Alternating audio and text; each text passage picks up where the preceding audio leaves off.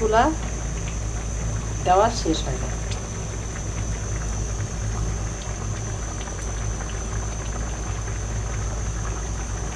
চলো এই মাছগুলো এখন তরকারির মধ্যে দিয়ে দিব। দেখেন, বিসমিল্লাহ, তেলটা সহ দিয়ে দিলাম। খেতে অনেক স্বাদ লাগবে।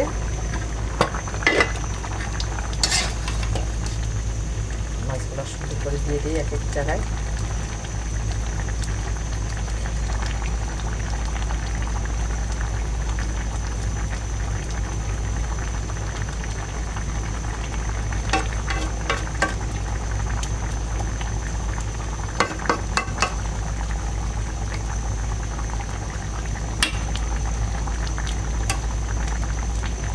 দিয়ে দিলাম, ঢাকনা দিয়ে রাখবো প্রায় 3 মিনিটের মতো। তারপরে নামিয়ে দিব, দেখতে থাকবো।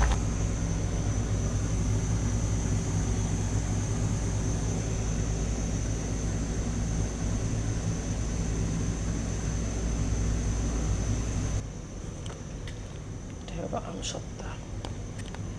আমসত্ত্বা কেটে কেটে রেখে দিয়েছি, কাঁচা আমের আমসত্ত্বা।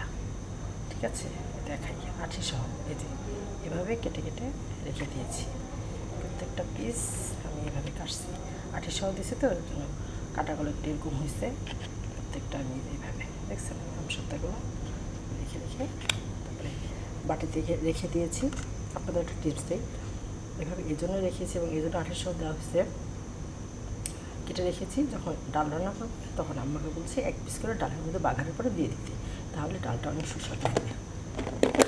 এখন আমি এটা ফ্রিজে রেখে দেবো।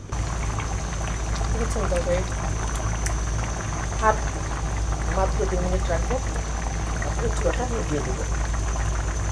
কোনো মিষ্টি কোনো তরকারি, ওর জন্য আমার নলেজ থেকে আমি কাঁচামরিচ পানি দিয়ে 3টা কাঁচামরিচ দিয়ে দিলাম।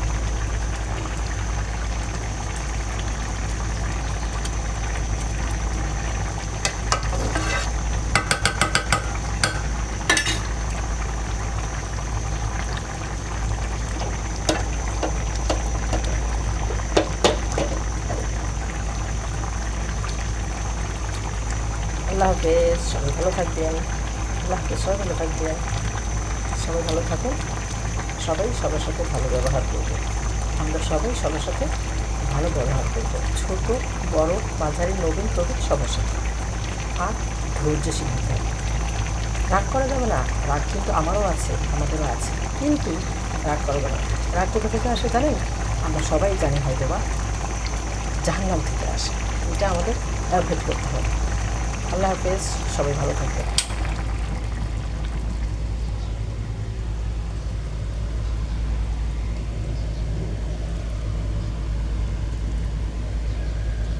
অনেক স্বাদ হয়েছে।